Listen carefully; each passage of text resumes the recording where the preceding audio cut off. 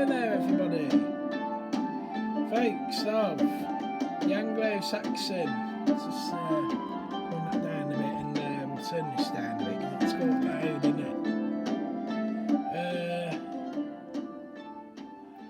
Hello there, folks of the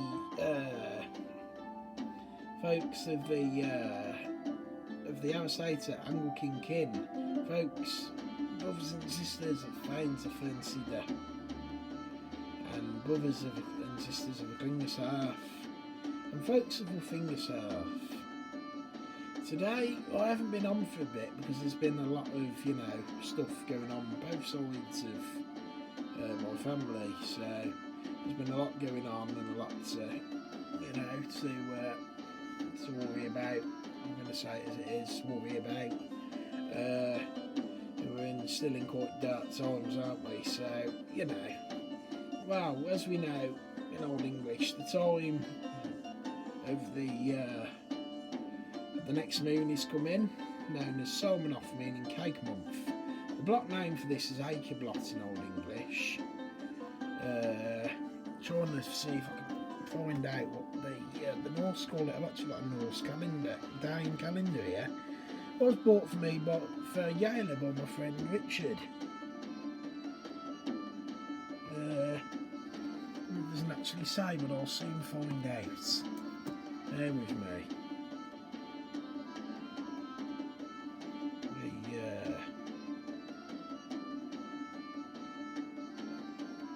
Bear with me a second. So, the Norse wheel, they call it the Danish, well, Northern Germanic Scandinavian wheel. I should have it here somewhere, he says.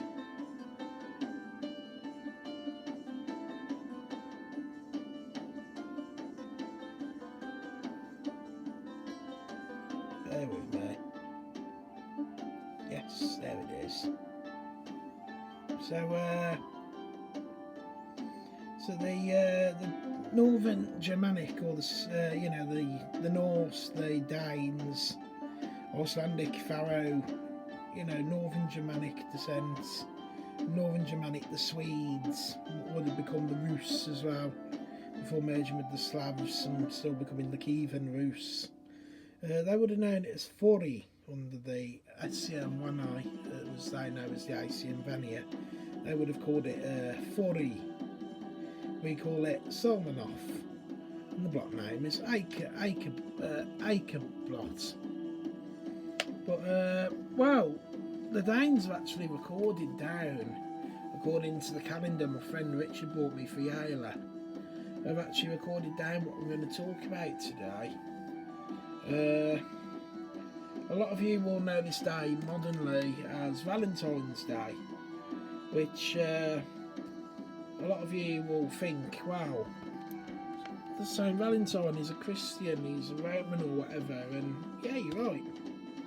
But like everything else, it was it was a certain day of Solmanoff, Akerblot, or Fori, as I would know it as, taken from pre-Christian times. Now, how do you know this, and what would that day and festival, that feast day, it was actually a feast day, what would it be called, and who was it after? Well, let's go into what I've discovered, shall we? This will be an interesting one. So some people actually think of it as the day of the Valkyries, Valkyries Day, or Feast of the Valkyries. Some call it Valkyrie Day or Valkyrie Day. Some modern leaders see it as Valentine's Day, of the Roman Valentine. But again, another way to try and stamp this feast out by the new dark spears, the new ways.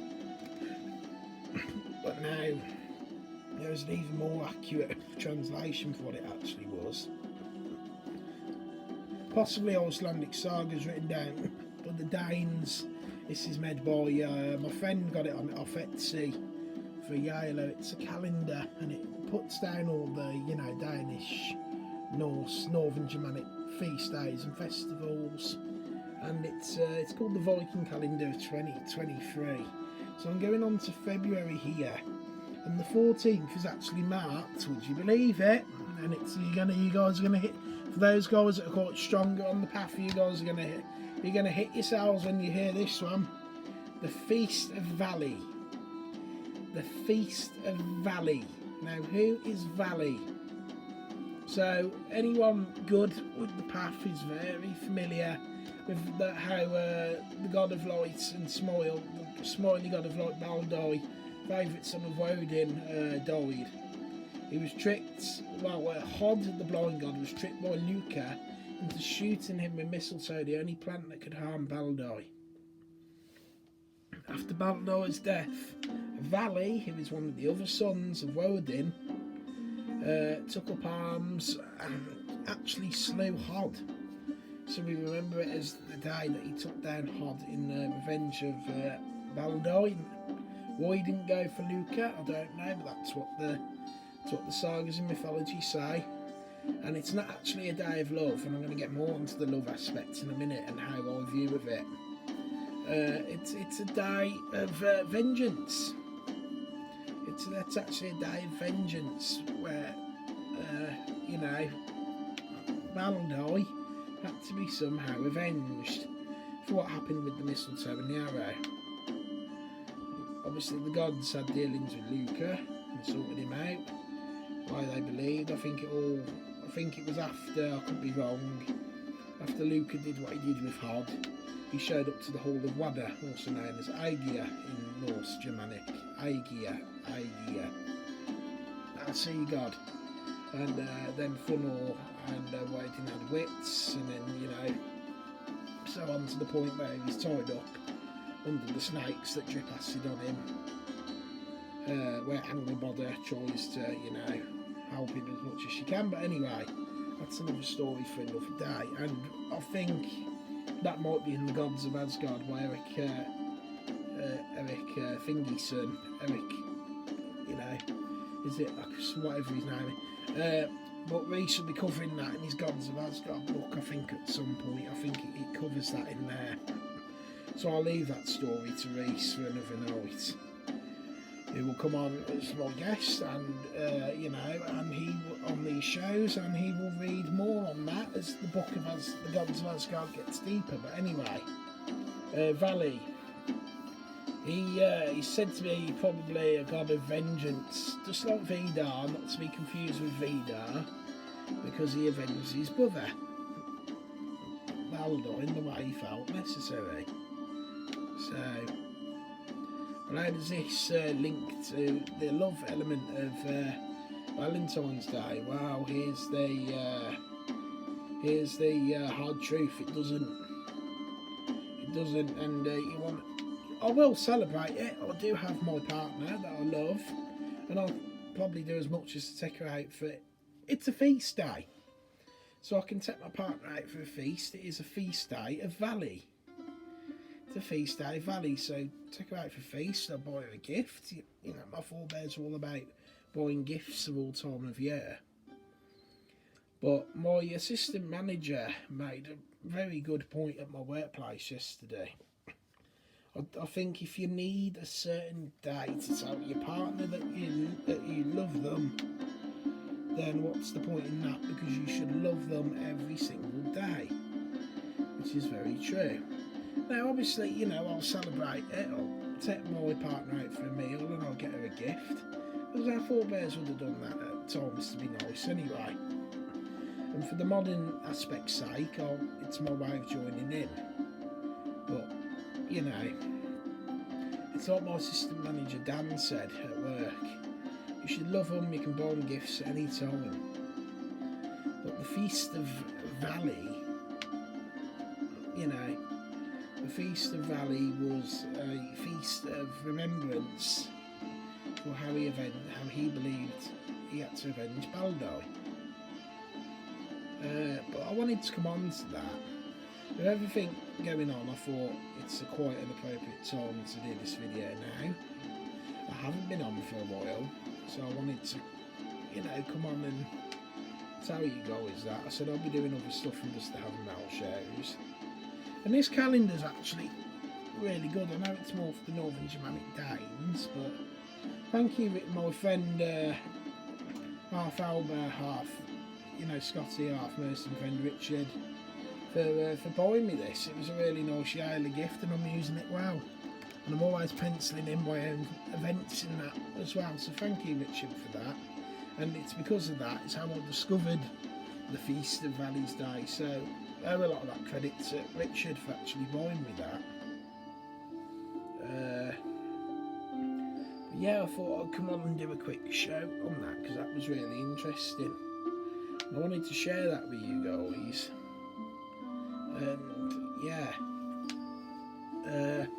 thank you for whoever watches that. So enjoy the Feast of Vali, Valentine's Day, however you celebrate it, Valkyrie's Day, Valkyrie Day, whatever it is to you. Some don't even like it at all. I mean, for people that are single, it's nothing to you, I know. But if you're of a heathen path, right, maybe it is something to you now. If you're of a Germanic path, because it is actually the Feast of Vali. It's not a love celebration.